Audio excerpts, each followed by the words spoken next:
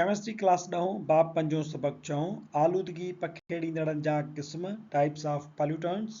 आवां केमिस्ट्री उस्ताद नजूला चन्ना आवांखे सिंधालन स्कूल में भली कार। असांजे ॾोह लेक्चर जो मौज़ू आहे टाइप्स ऑफ पॉल्यूटेंट्स।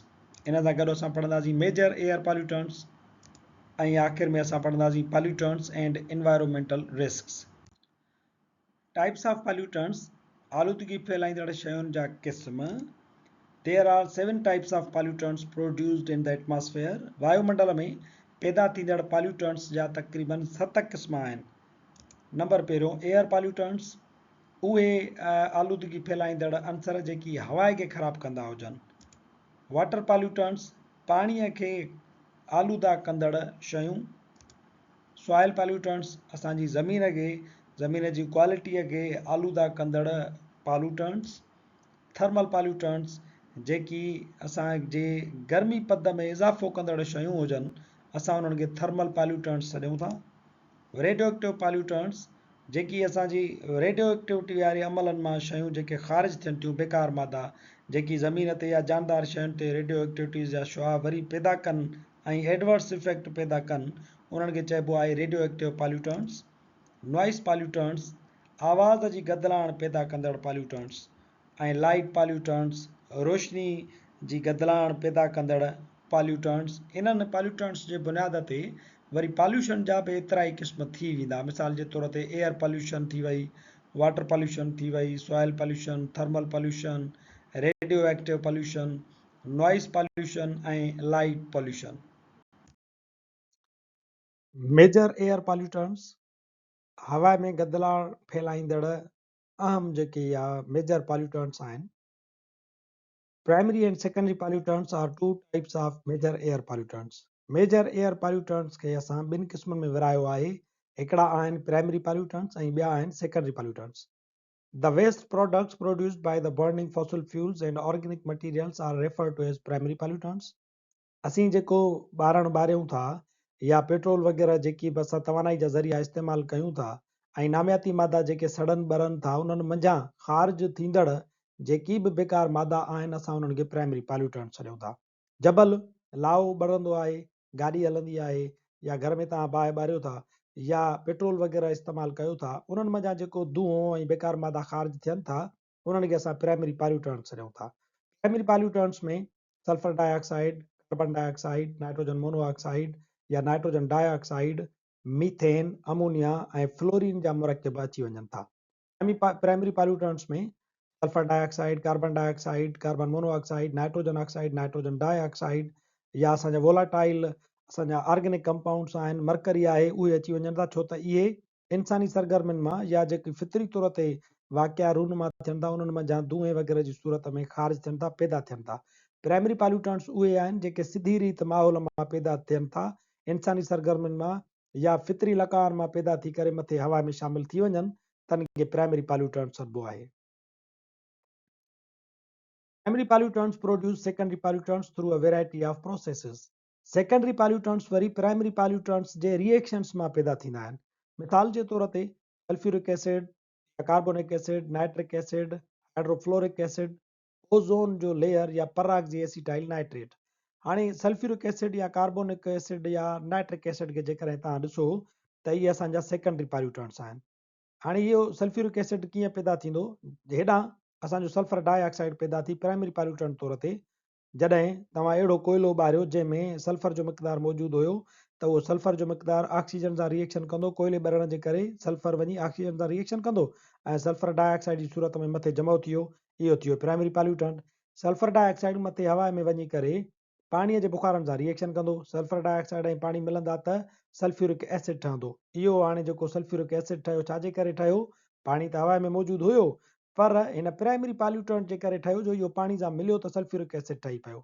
इहो सल्फ्यूरिक एसिड वरी मींहं सां गॾिजी करे साॻियो ई ज़मीन ते पवंदो आहे त एसिड रेन जी सूरत में हेठि किरंदो आहे। पॉल्यूटेंट आहिनि, उन्हनि जा ज़रिया आहिनि ऐं एनवायरमेंटल रिस्क्स आहिनि ऐं ह्यूमन हेल्थ खे जेका रिस्क पहुची सघे थी उहे पिणु असांजी किताब में ॾिनल आहिनि। मिसाल जे तौर ते नंबर पहिरियों आहे त कार्बन मोनोऑक्साइड पॉल्यूटेंट आहे।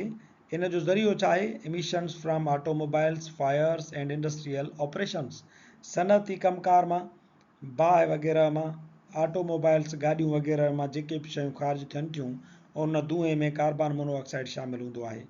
इहो छा कंदो आहे? इन्वायरमेंटल रिस्क कहिड़ी आहे? इहो स्मोक पैदा कंदो आहे, धुंध पैदा कंदो आहे। हवा में कार्बन मोनोऑक्साइड जो मक़दारु वधीक थी वेंदो, तव्हांजे आसपास तव्हांजे शहरनि में तव्हांखे धुंध नज़र ईंदी। इंसानी सिहत ते इन जो कहिड़ो असरु पवे थो? इन healthy persons it can increase symptoms of cardiac disease such as chest discomfort. It can also cause visual difficulties and diminish physical and mental skills. इन कार्बन मोनोऑक्साइड जेका हवा में तमामु घणे मक़दार में शामिल थी वई, असां जॾहिं उहा साह जे ज़रिए वापराईंदासीं त कार्डियक डिज़ीज़, दिलि जा जेके मर्ज़ आहिनि उन्हनि जी सिम्टम्स में इहा इज़ाफ़ो करे सघे थी। ऐं ॿियो, असांजी जेको ॾिसण जी सलाहियत आहे उन ते इन जा बुरा असर पइजी सघनि था। असांजी फिज़िकल ऐं मेंटल जेके सलाहियतूं आहिनि उनखे पिणु कार्बन मोनोऑक्साइड धकु हणंदो आहे।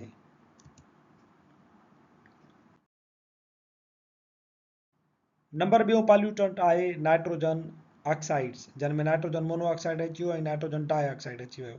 इन जा जेके ज़रिया आहिनि उहे बि इहे आहिनि त उहे ऑटोमोबाइल्स जेके असांजूं गाॾियूं वग़ैरह थियनि थियूं उन्हनि जे धुएं में बि इहो निकिरंदो आहे। इलेक्ट्रिकल जनरेशन, बिजलीअ जा जेके कमकार थियनि था असांजी इंडस्ट्रीज़ जे अंदरि मुख़्तलिफ़, उन्हनि मां बि नाइट्रोजन ऑक्साइड ऐं नाइट्रोजन डाइऑक्साइड पैदा थियनि था। Environmental risk इहा आहे त इट काज़ harm to the plants and helps to the creation of pollution. Nitrogen monoxide या नाइट्रोजन डाइऑक्साइड वधीक थी वेंदो त असांजे ॿूटनि खे नुक़सानु पहुचंदो। ही पन ॾेखारियल आहे, उनजो ॾिसो त जेको हिसो आहे उहो नाइट्रोजन मोनोऑक्साइड ऐं नाइट्रोजन डाइऑक्साइड जे करे इहो सड़ियो आहे। ऐं इन सड़ण जे करे छा थींदो त इहो जेको पन आहे फोटोसिंथेसिस जो अमल पूरी तरह सां न करे सघंदो, छो त उनजे लाइ क्लोरोफिल हुजणु ज़रूरी हूंदो आहे, जेको हिननि आलूदगी फैलाईंदड़ अंसरनि इन साड़े छॾियो आहे। सो हाणे इहो पन जेको आहे फोटोसिंथेसिस जे अमल खां घटिजंदो वेंदो। असांजी सिहत ते कहिड़ो असरु पवंदो? Inflammation and irritation of the respiratory tract. साह खणण जो असांजो जेको सिस्टम आहे, जेको सिरिश्तो आहे, उन में इन्फ्लेमेशन, सोज वग़ैरह थींदी आहे ऐं एलर्जी, इरिटेशन वग़ैरह थींदी आहे। असांजो ॿियो पॉल्यूटेंट आहे sulphur dioxide. Sulphur dioxide electricity generation में पैदा थींदो आहे। जिते बिजली पैदा थिए थी पावर प्लांट्स में, उतां सल्फर डाइऑक्साइड पैदा थींदो आहे। फॉसिल फ्यूल बर्निंग, मिसाल जे तौर ते असां कोल जेको पढ़ियो आहे, उन कोल जा जेके बिट्यूमिनस टाइप्स थियनि था ऐं ॿिया जेके नरम कोयले वग़ैरह थियनि था, उन्हनि मंझि सल्फर जो काफ़ी मक़दार मौजूदु हूंदो आहे।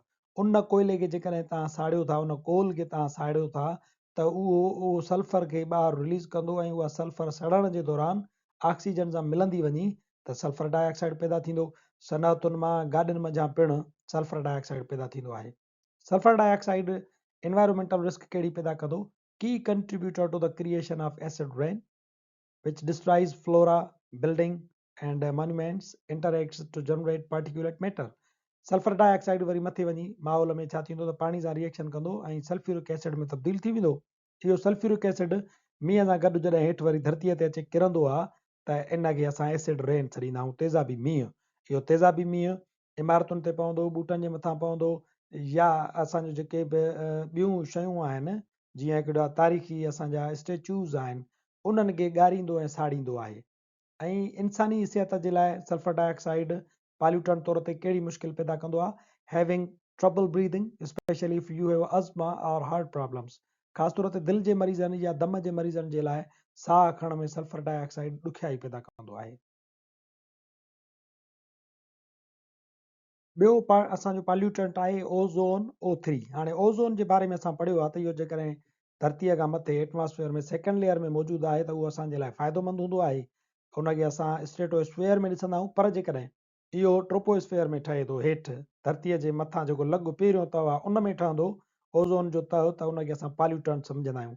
हाणे इहो ओज़ोन जो तह कॾहिं ठहंदो आहे? जॾहिं इंडस्ट्रियल सनअतुनि जे अंदरां या गाॾियुनि जे अंदरां या गैसोलीन वेपर्स आहिनि, केमिकल सॉल्वेंट्स आहिनि, या बिजलीअ जो इस्तेमालु आहे, उतां वॉलेटाइल ऑर्गेनिक कंपाउंड्स रिलीज़ थींदा आहिनि ऐं नाइट्रोजन जा ऑक्साइड्स रिलीज़ थींदा आहिनि। उन्हनि जे पाण में रिएक्शन्स जे करे पोइ इहो ओज़ोन लेयर हेठि धरतीअ जे वेझो ठही पवंदो आहे। इन धरतीअ जे वेझो ओज़ोन लेयर ठहण जा कहिड़ा नुक़सान आहिनि माहौल में? It interferes with certain plants' capacity to breathe, making them more vulnerable to other environmental stresses, for example, disease, harsh weather, etc. etc. इहो छा कंदो आहे त कुझु ख़ासि ॿूटनि जे साह खणण में वञी करे ऐं रंडक पैदा कंदो आहे ऐं उन जे साह खणण में जो रंडक पैदा कंदो आहे त पोइ इन जे करे उहो छा थी वेंदो आहे त ॿियनि बीमारियुनि वग़ैरह ॾांहुं वल्नरेबल थी वेंदा आहिनि। उहे बीमारियुनि जा मुंहुं न आहिनि ॾेई सघंदा, ख़राबु मौसम में उहे ज़िंदा न आहिनि रही सघंदा। इंसाननि जे लाइ ओज़ोन लेयर पॉल्यूटेंट तौर ते कहिड़ो नुक़सान पैदा कंदो आहे? लंग फंक्शन इज़ इम्पेयर्ड, असांजे जेके फिफड़ आहिनि उन्हनि जे कमकार में रुकावट पैदा कंदो आहे। And breathing passageways are irritated and inflamed, ऐं साह खणण जूं जेके नालियूं आहिनि, रस्ता आहिनि, उन्हनि में एलर्जी वग़ैरह पैदा थींदी आहे ऐं उहे सोज जो शिकार थींदा आहिनि। नेक्स्ट पॉल्यूटेंट आहे पार्टिकुलेट मैटर, सॉलिड ज़रड़ा, नहरा ज़रड़ा जेके हवा में मथे शामिल थियनि था। Fires, smokestacks, building sites, and unpaved roads are examples of primary particle sources. खुलियल रोड हुजनि या तामीराती जिते कमु हले थो पियो, चिमनियूं आहिनि, बाहियूं जेके ॿरनि थियूं पियूं, इहे प्राइमरी पार्टिकल सोर्सेस आहिनि। Interactions between gaseous compounds released by power plants and cars are examples of secondary particle sources. गाॾियुनि मां निकिरंदड़ गैशियस कंपाउंड्स हुजनि या पावर प्लांट्स मां निकिरंदड़ गैशियस कंपाउंड्स हुजनि, उहे पंहिंजो पाण में वरी मिली करे पार्टिकुलेट मैटर में तब्दील थी वेंदा आहिनि। तंहिंजे करे गाॾियुनि जा धुआं या पावर प्लांट्स मां निकिरंदड़ गैसी जेके मुरकिब आहिनि, उहे असांजा सेकेंडरी पार्टिकल सोर्सिस आहिनि जेके पार्टिकुलेट मैटर में तब्दील थियनि था। बाक़ी जिते बाहि ॿरे थी उतां धुएं जी सूरत में चिमनियुनि मां या इमारत साज़ी मां खुलियल रोडनि तां डायरेक्टली ज़रड़ा हिकिड़ा जेके आहिनि उहे मथे शामिल थींदा वेंदा आहिनि। इन्हनि जो पार्टिकुलेट मैटर जो असांजे माहौल ते कहिड़ो असरु आहे? Contributes to the creation of haze and acid rain which alters the pH balance of streams and harms vegetation, buildings and monuments. Particulate matter जॾहिं हवा में शामिल थी वेंदो त धुंध पैदा कंदो आहे ऐं तेज़ाबी मींहं पैदा करण में पंहिंजो किरदारु अदा करे थो। तेज़ाबी मींहं अची हेठि जॾहिं पवंदो त नहरुनि तलाउनि जी pH खे तब्दील कंदो ऐं असांजे वेजिटेशन फसुलनि खे नुक़सानु पहुचाईंदो आहे, बिल्डिंग्स खे नुक़सानु पहुचाईंदो आहे ऐं जेके मॉन्यूमेंट्स वग़ैरह थियनि था उन्हनि खे पिणु ॻारे या उन्हनि खे फिटाए छॾींदो आहे। इंसानी सिहत ते पार्टिकुलेट मैटर जो असरु इहो आहे त असांजा जेके साह खणण जूं नालियूं थियनि थियूं उन्हनि में डिस्कम्फर्ट पैदा थींदी आहे। अज़मा एग्ज़र्बेशन असांजी दम वारी हालत खे अञा वधीक वर्सन कंदो आहे, ख़राबु कंदो आहे। इरेग्युलर हार्ट बीट, दिलि जा नुक्स पैदा कंदो आहे। पॉल्यूटेंट जो आख़िरी क़िस्म आहे लेड, पीबी, शीहो। इहो पैदा थींदो आहे मेटल प्रोसेसिंग, धातुगिरी जे अमलनि मां।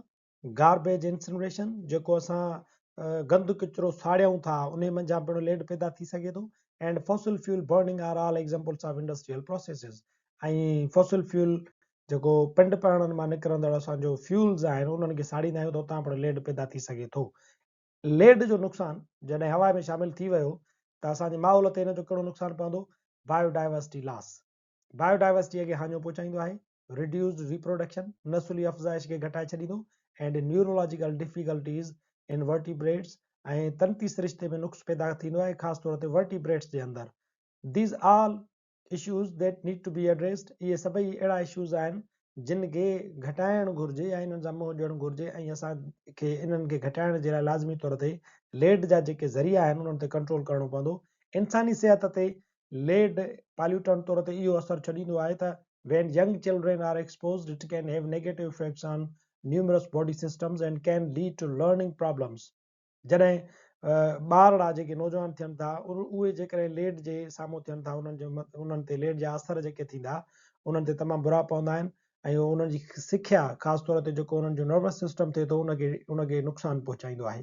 एडल्ट्स कार्डियोवेस्क्यूलर कॉन्सिक्वेंसिस, ऐं जेकॾहिं वरी वॾा माण्हू बुज़ुर्ग जेके आहिनि उहे लेड जे असरनि खे जॾहिं मुंहुं ॾियनि था त उन्हनि मंझि दिलि जूं बीमारियूं या नुक़्स पैदा थी पवंदा आहिनि। असांजो जेको लेक्चर पुॼाणी ते पहुचे थो, वरी हाज़िर थींदासीं नए लेक्चर सां गॾु। तेसिताईं ॾिसंदा रहो सिंध ऑनलाइन स्कूल।